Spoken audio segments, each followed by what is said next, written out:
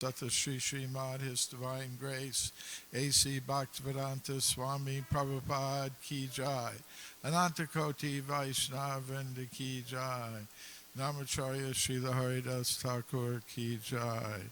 Prem Go Shri Krishna Chaitanya Prabhu Nityananda Shri Advaita Gadadhar Shri Vasadi Gaur Bhaktivinoda Ki Jai Shri Shri Radha Krishna Go Gopinath Shamakunda Radha Kunda Giri Govardhan Ki Jai Vrindavan Dham Ki Jai Mayapur Dham Ki Jai Jagannath Puri Dham Ki Jai Dwarka Dham Ki Jai Ganga Mai Ki Jai Yamuna Mai Ki Jai, Srimati Tulasi Devi Ki Jai, Gaur Premananda, Samaveda Bhaktivinoda Ki Jai.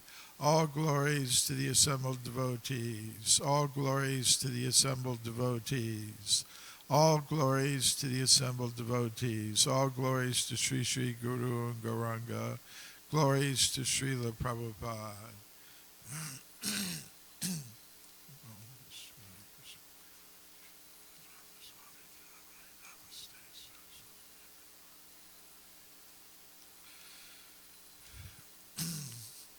Om Namo Bhagavate Vasudevaya. Om Namo Bhagavate Vasudevaya. Om Namo Bhagavate Vasudevaya.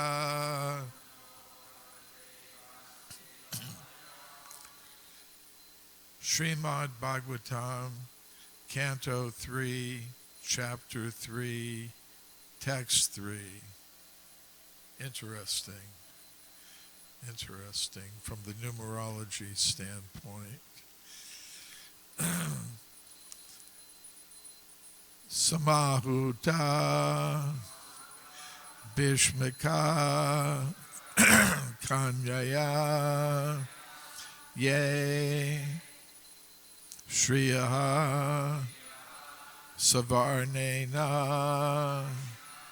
Bubushaye Sham Gandharva Vritya Mishatam Slam Bhagam Chahre Padam Murdni Dadat Suparnaha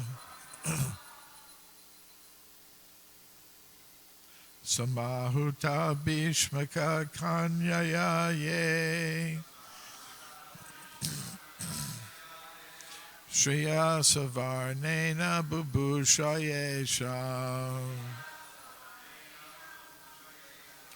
Gandharva Vritya Mishitam Swabhagam Chare Pada Murdni Dadat Suparna Samahuta Bhishmaka Kanyaya Ye Shriya Savarnena Bubushaye Sham Gandharva Vritya Mishatam Swabhagam Chahre Pada Murdni Dadat Suparnaha Samahuta Bhishmaka Kanyaya Ye Shriya Savarnena Bubushaye Sham Gandharva Vritya Mishatam Sabhagam Chare Pada Murdni Dadat Suparnaha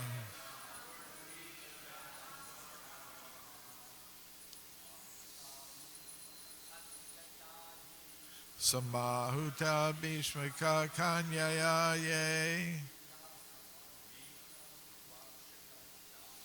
Shriya Savarnena Bubashaya Sham Gandharva Vidyam Mishitam Svabhagam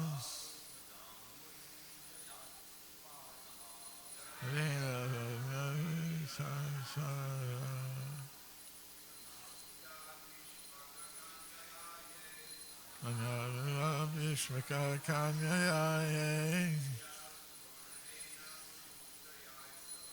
Sriyasavarena Babushaye Sam Dharvamidya Vishidam Vavagam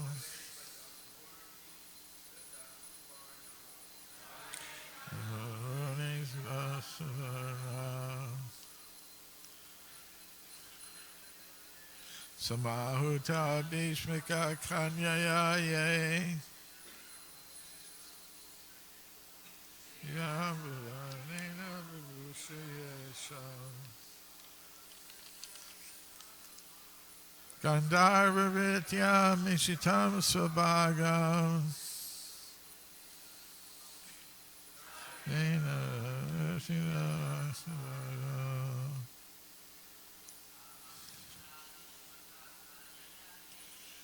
Anta Bhishmaka Kanyaye Yavarena Babushaye Sam Gandharva Vitya Mishitam Svabhagam Share Pada Murni Dvadasi Sparna Samahuta Bhishmaka Kanyaye Sriyasivarnena Bhubhushaye Sam Gandharva Vitya Mishitam Svabhagam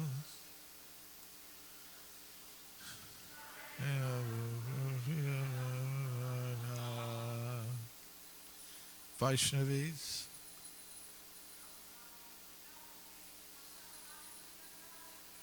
Samahuta Bhishmaka Kanyaye Sriyasivarnena Babushaye Sam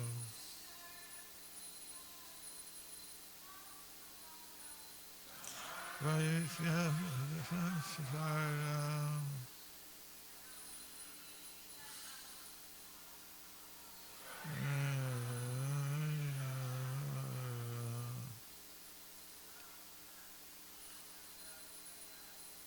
Samahuta Bhishmaka Kanyaye Sriyasivarnena Babushaye Sam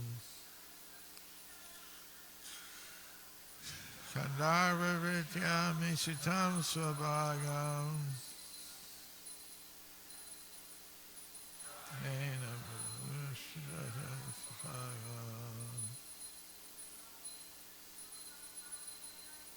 Samahuta Bhishmaka Kanyaye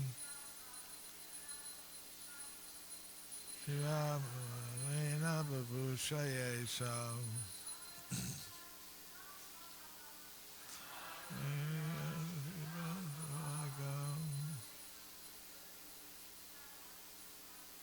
Jare Pada Murni Dvadasi Parnaha. So thank you all for glorifying Sri Rukmini Devi by reciting this verse in her hearing. Samahuta invited Bhishmaka of King Bhishmaka, Kanyaya, the daughter, yea, all those, Shriya, fortune, Savarnena, by a similar sequence, Bubhushaya, expecting to be so, Esham, of them, Gandharva, in marrying, Vritya, by such a custom. Mishatam, carrying so, Swabhaga, own share, Jahre, took away, Param, feet, Murni, on the head, Dadat, placed, Suparnaha, Garuda. Translation and purport by His Divine Grace A.C. Bhaktivedanta Swami Prabhupada Ki Jai. Translation. Attracted by the beauty and fortune of Rukmini, the daughter of King Bhishmaka, many great princes and kings assembled to marry her. But Lord Krishna, stepping over the other hopeful candidates, carried her away as his own share, as Garuda carried away nectar. Purport. Princess Rukmini, the daughter of King Bhishmaka, was actually as attractive as fortune itself, because she was as valuable as gold, both in color and in value. Since the goddess of fortune, Lakshmi, is the property of the Supreme Lord, Rukmini was actually meant for Lord Krishna, but Shishupal was selected as her bridegroom by Rukmini's elder brother, although King Bhishmaka wanted his daughter to be married to Krishna. Rukmini invited Krishna to take her away from the clutches of Shishupal. So, when the bridegroom Shishupal came there with his party, with the desire to marry Rukmini, Krishna all of a sudden swept her from the scene, stepping over the heads of all the princes there, just as Garuda carried away nectar from the hands of the demigods. Okay, it's written in this version, which I printed from the Dvadasi day. Of course, this is kind of I don't know why it says demons there, because I looked up, I was interested in this story when I was researching this class. So I looked up all the references to the demigods and the nectar and Garuda. And Srila Prabhupada explains in one of his conversations or purports, I've got it here somewhere in the notes I took, that what this was referring to is that one time Garuda was trying to save his mother from some trouble she was in. His mother's name was Vinata, and he had a stepmother, Kadru. Actually, Vinata and Kadru are both daughters of Daksha, and they were given in marriage to the sage Kashyapa. And Vinata was the mother of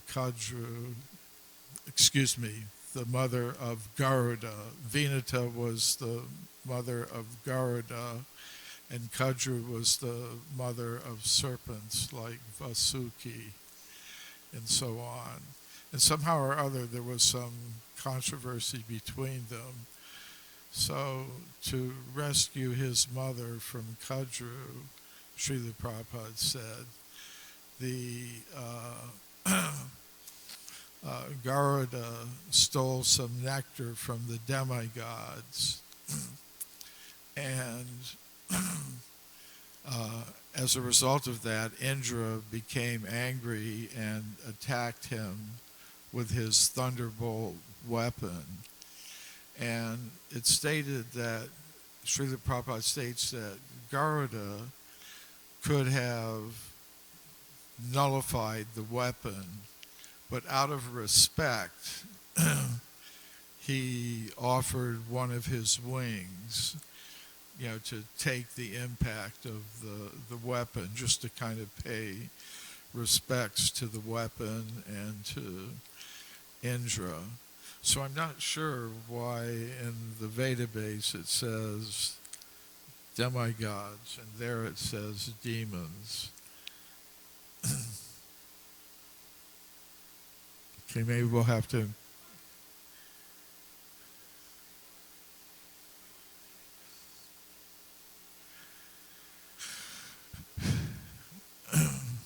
Yeah, so maybe we have to inquire about that. So, actually we're celebrating 2 appearance days today, Rukmini and Jayananda. Oh, it's his disappearance? Okay, disappearance.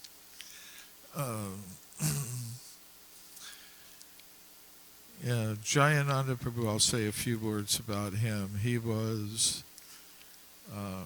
the first, or one of the first devotees to leave their body in this world during the presence of Srila Prabhupada. And he was very much noticed by Srila Prabhupada, who wrote a letter upon his disappearance, hearing about it, that he had either gone back to Godhead or was in the heavenly planets, the higher heavenly planets. Yes. So he joined the Hare Krishna movement, joined ISKCON, became a disciple of Srila Prabhupada in the San Francisco temple, and was responsible for making Ratha Yatra happen on a grand scale there. And he staged many successful Ratha Yatras, not only in San Francisco, but in New York in 1976, I believe. And then after that, he had taken ill. He had a incurable, I think it was cancer. And he wound up coming to spend his last days here in New Dwarka. And he was instrumental in organizing the first Ratha Yatra here in LA. And under his direction, devotees were building carts in the parking lot. And I remember it was his appearance day, and he was very ill at the time. He wasn't coming out a lot, and he wouldn't have come out for a birthday party. He wasn't that type of person. So I remember I was doing service with the BBT at the time. They had, some of the devotees had made up a story that there was a big problem in the construction of the cart, and he had to come out and see it. And we were kind of all instructed, okay, everybody just be out there at a certain time. I forget what it was, 10 o'clock in the morning or something. So we were all out there, and he was brought into the parking lot with all the devotees there in his wheelchair, and he realized he'd been tricked. And, the assembled devotees were able to honor him on his appearance day, and today we can remember him on his disappearance day. So in this verse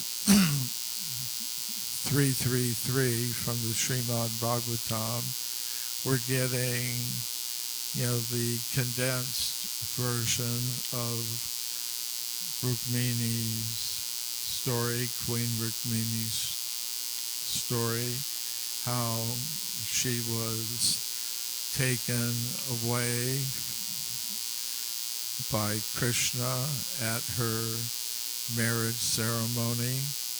Supposed to be with Shishupal, but she had written a letter to Krishna. She'd never seen Krishna. She'd only heard of Krishna from Narada Muni and other sages and personalities. So I thought that was a very important point, that one can become attracted to Krishna simply by hearing about the wonderful pastimes and qualities and teachings of Lord Krishna. So it's one of our processes to hear and chant about Krishna, chant his names, recite his pastimes, yet to hear about Krishna through the process of disciplic succession, and in that way become attracted to Krishna, to serve Krishna and develop a relationship with Krishna. So her example is instructive in that regard. So she'd heard about Krishna and decided she didn't want anybody else except him as her husband. So although her father, King Bhishmaka, wanted her to be married to Krishna, her brother had come up with this idea, no, Shishupal will be the better husband. And somehow or other, Shishupal had prevailed over his father, and it was kind of settled in the family that she would marry Shishupal, but she didn't want to do that. So being a Raja Kanya, a daughter of a king, she knew a little bit about diplomacy. So she had a trusted Brahmin servant, and she gave him a message to take to Krishna. And in that message, which this Brahmin delivered to Krishna, she said,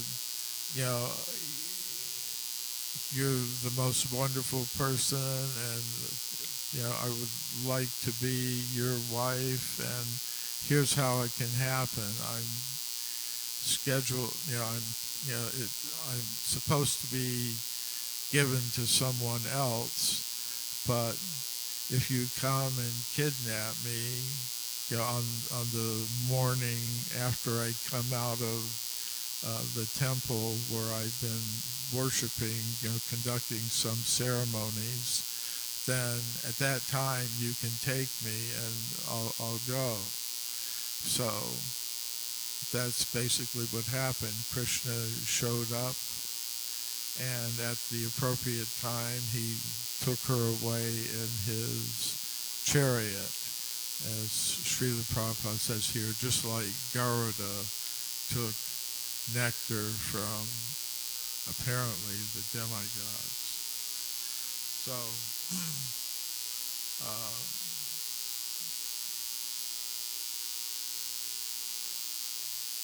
Rukmini, according to the Acharyas, is an expansion of Radharani, just like Krishna expands in different forms. He has his form as a cowherd boy. in Goloka Vrindavan. That's his eternal original form.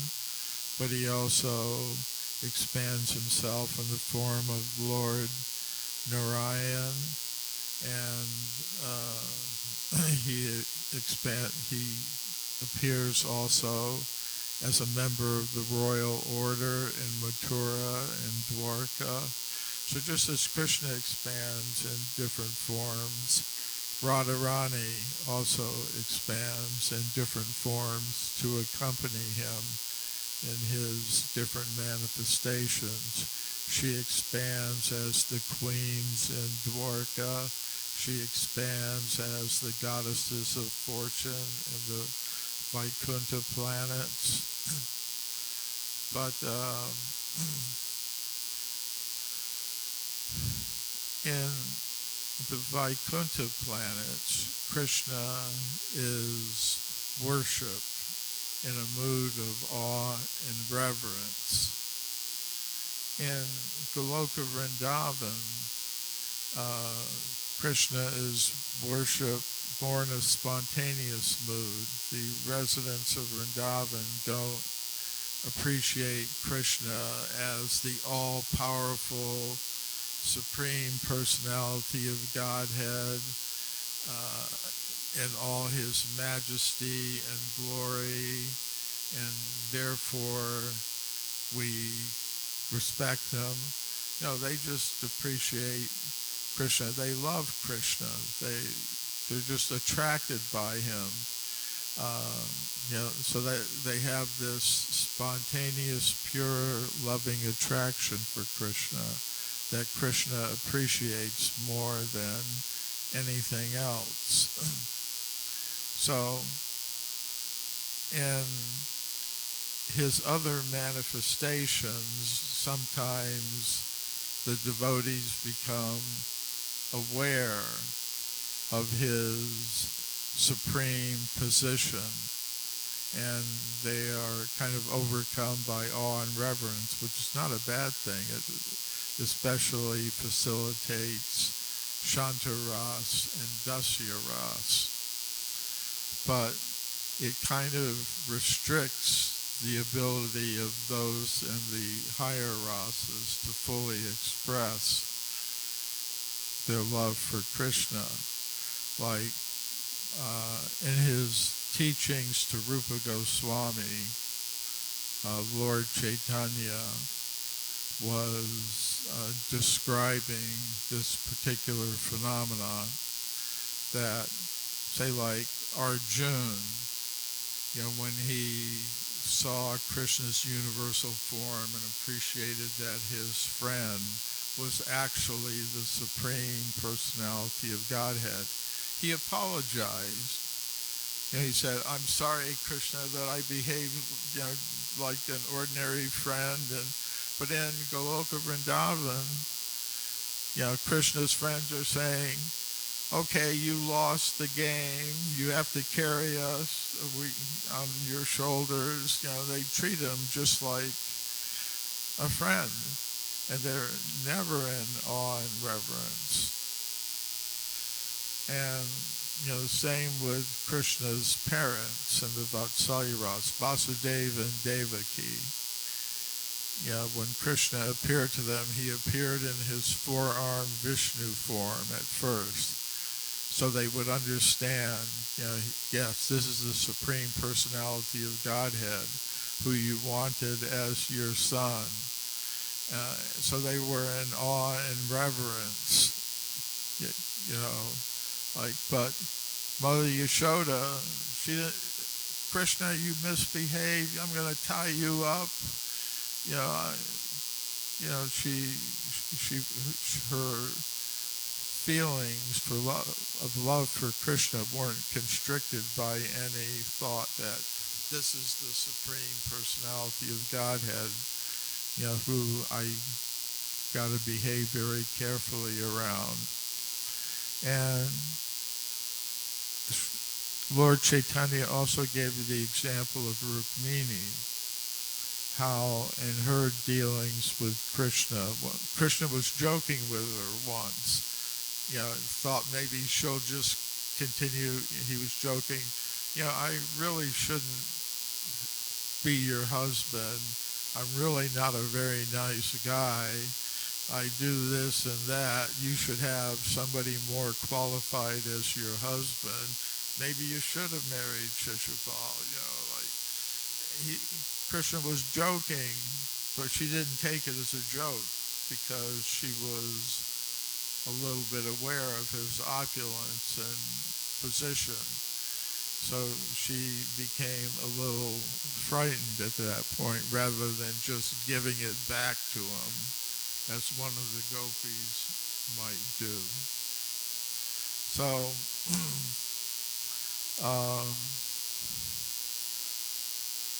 this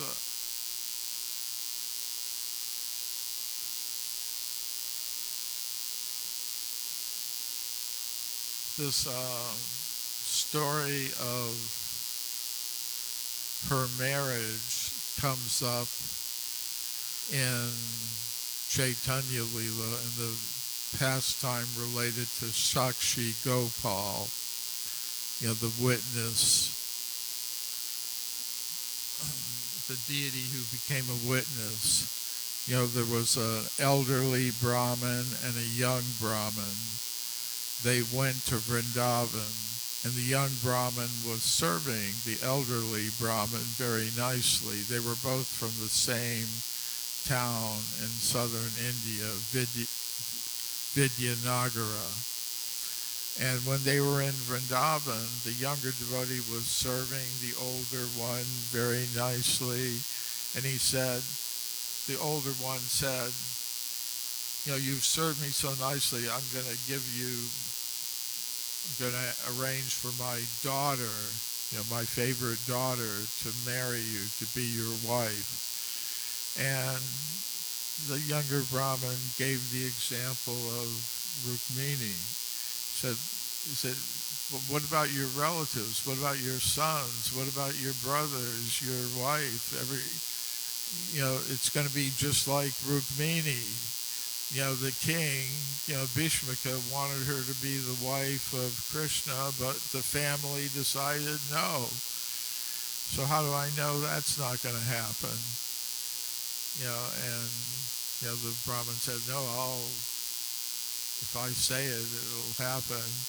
So the younger Brahmin told him, well, you have to promise me in front of the deity, Gopal.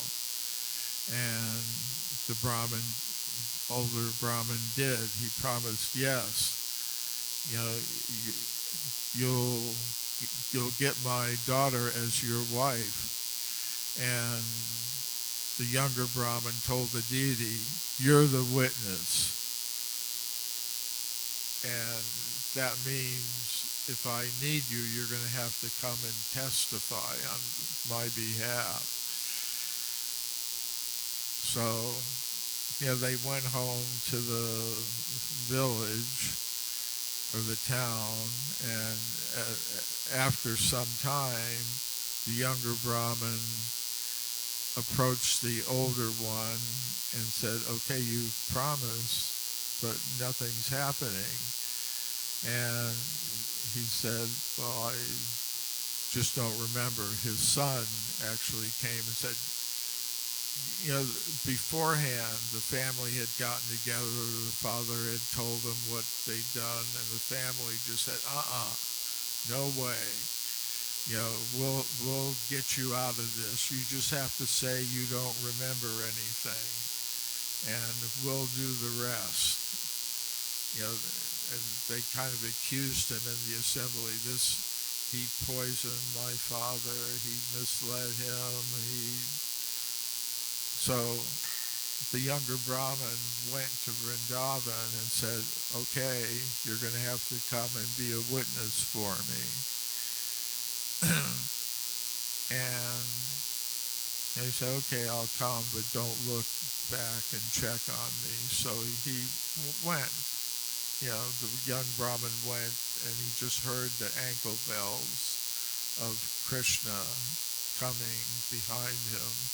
He didn't look, but finally they got to the assembly, and the deity gave testimony in favor of the younger Brahmin. But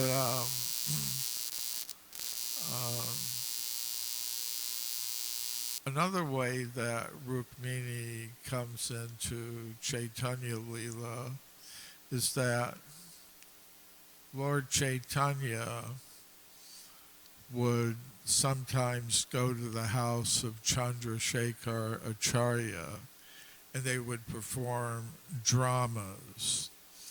And in Chaitanya Charitamrita it stated that Lord Chaitanya would take the part of Rukmini in these dramas. So I thought that was kind of interesting. Lord Chaitanya would take that role in these dramas. So we're very fortunate to be in this temple and to be offering our service to Sri Sri Rukmini Dwarkadish Ki Jai. So I'll stop there. Yes.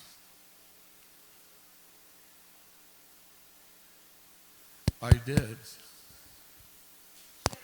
Oh yeah, go ahead. Well, when my son and his father and I joined the temple in 1974 in San Francisco, the only place for us initially was on the prasadam room floor of Jayananda's apartment that he shared with his wife and Tridevi and Fiorini. So the first time I saw Jayananda, he came in maybe 8:30 at night, and he'd been working all day in his work clothes, and so Fiorini brought him his sweets. She made sweets for him every night. And the first thing he said, I heard him say was, I'm so fallen. I eat sweets at night and I'm so fallen. And this, he was such a beautiful, gentle, kind person, but I didn't know anything about him. So I'm thinking in my mind, is that true? If you eat sweets at night, does that mean you're fallen?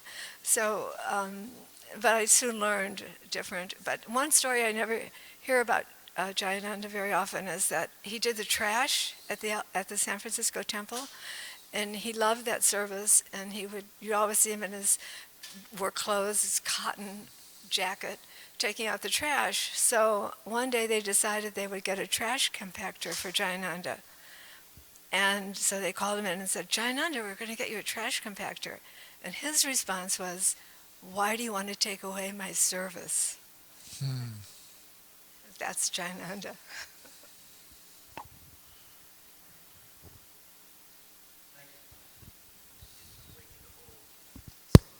Wonderful incidents.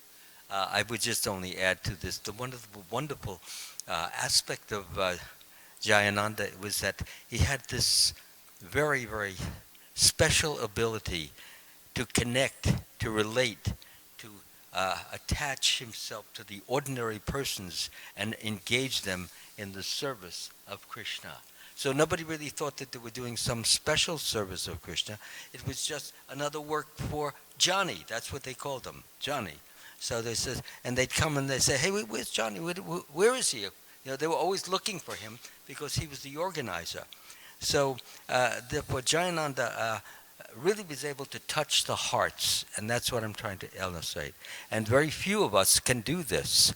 And he had such sweetness, such love, such a sense of wonder of the whole festival and how it made everyone so close to Krishna. Yes. Thank you. So, any other? Okay. Jayananda Ki Jai. Oh, we got more? I have a question. Okay, That's yeah, I didn't so see one of our acharyas, his name is Lochan Das Thakur. He wrote Chaitanya Mangal, pastimes of Lord Chaitanya, and at the beginning it describes how there's another story of the reason why Lord Chaitanya advented into this world, and this it was that Rukmini in Dwarka was describing the glories of Srimati Radharani's love to Krishna. And then when he heard this in Dwarka, he wanted to experience what that love felt like. So that's one of the reasons why he came down in the role of Srimati Radharani, according to Lochan Das Thakur. And my question, capitalizing on that point, is some of the pastimes in that book are the same pastimes in Chaitanya Charitamrita, but many of the incidents happen completely different. So I was just wondering, like, how is that possible? Some of the pastimes are completely, they orchestrate in a different way.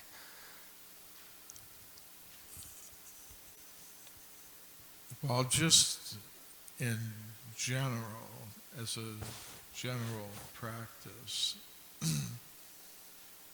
we go by, the descriptions that are given in the books that Srila Prabhupada selected for us,